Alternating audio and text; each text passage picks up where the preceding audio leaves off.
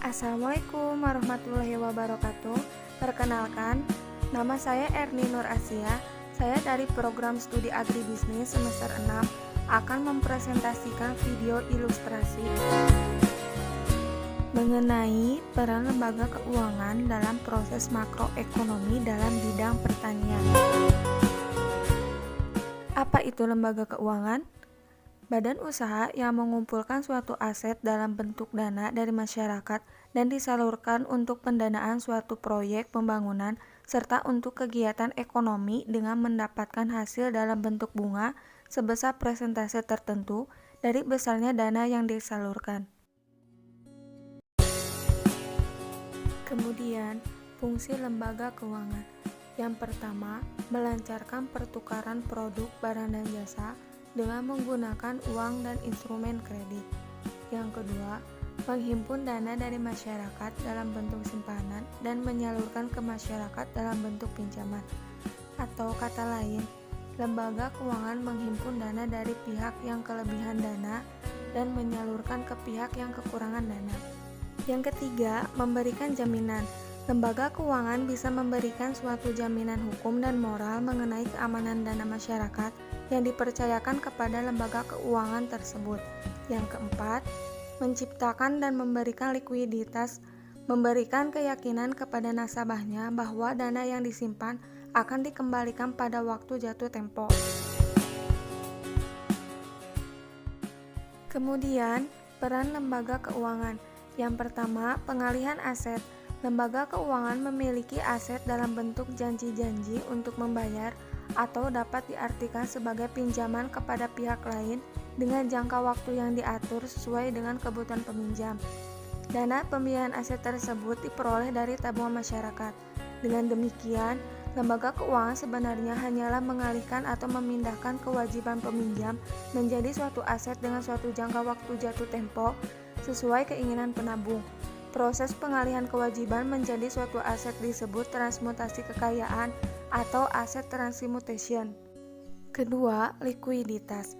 Likuiditas berkaitan dengan kemampuan untuk memperoleh uang tunai pada saat dibutuhkan. Beberapa sekuritas sekunder dibeli sektor usaha dan rumah tangga terutama dimaksudkan untuk tujuan likuiditas. Sekuritas sekunder seperti tabungan, deposito, sertifikat deposito yang diterbitkan bank umum memberikan tingkat keamanan dan likuiditas yang tinggi, di samping tambahan pendapatan. Ketiga, realokasi pendapatan.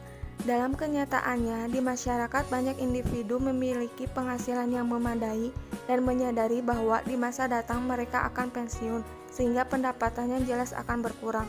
Untuk menghadapi masa yang akan datang tersebut, mereka menyisihkan atau merealokasikan pendapatannya untuk persiapan di masa yang akan datang. Untuk melakukan hal tersebut, pada prinsipnya mereka dapat saja membeli atau menyimpan barang misalnya tanah, rumah, dan sebagainya. Namun, pemilikan sekuritas sekunder yang dikeluarkan lembaga keuangan, misalnya program tabungan, deposito, program pensiun, polis asuransi, atau saham-saham adalah jauh lebih baik jika dibandingkan dengan alternatif pertama. Yang keempat, transaksi. Sekuritas sekunder yang diterbitkan oleh lembaga intermedia keuangan misalnya rekening giro, tabungan, deposito, dan sebagainya merupakan bagian dari sistem pembayaran.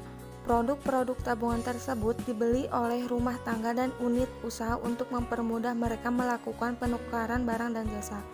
Dalam hal tersebut, unit ekonomi membeli sekuritas sekunder, misalnya giro, untuk mempermudah penyelesaian transaksi keuangan sehari-hari. Kemudian, proses makroekonomi dengan adanya lembaga keuangan.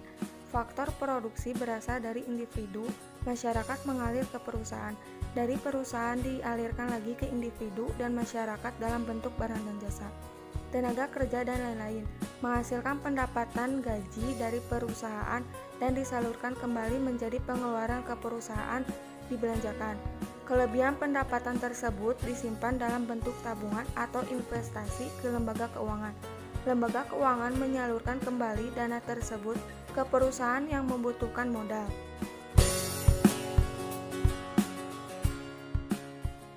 Kemudian, peranan lembaga keuangan dalam proses makroekonomi bidang pertanian. Aliran 1, petani ke perusahaan industri atau jasa. yaitu petani menyediakan tenaga kerja ke perusahaan, meminjamkan modal ke perusahaan, dan juga misalkan petani mempunyai laba bisa disewakan kepada perusahaan. Aliran 2. Perusahaan ke petani. Perusahaan memproduksi barang atau jasa. Contoh perusahaan tersebut memproduksi barang-barang pertanian dan kemudian barang-barang tersebut dijual ke petani. Dan secara otomatis, petani mengeluarkan uang atau membeli barang pada aliran pengeluaran. Selanjutnya, aliran pendapatan dari perusahaan ke petani, yaitu contohnya bisa berupa gaji, uang penjualan tanah, sewa, dan sebagainya. Nah, kemudian hasil dari pendapatan tersebut, petani tabungkan atau investasikan ke lembaga-lembaga keuangan. Lembaga-lembaga keuangan yaitu ada bank dan non-bank. Bank adalah lembaga keuangan yang memberikan jasa-jasa keuangan dan menarik dana dari masyarakat langsung. Jenis-jenisnya yaitu terdiri dari bank umum dan bank pengkreditan rakyat. Sedangkan non-bank adalah lembaga yang memberikan jasa-jasa keuangan dan menarik dana dari masyarakat secara tidak langsung. Jenisnya terdiri dari leasing, factoring, dan sebagainya. Nah, berikutnya, dari lembaga keuangan, uang tersebut kembali diinvestasikan ke perusahaan. Terima kasih sudah menonton video ini.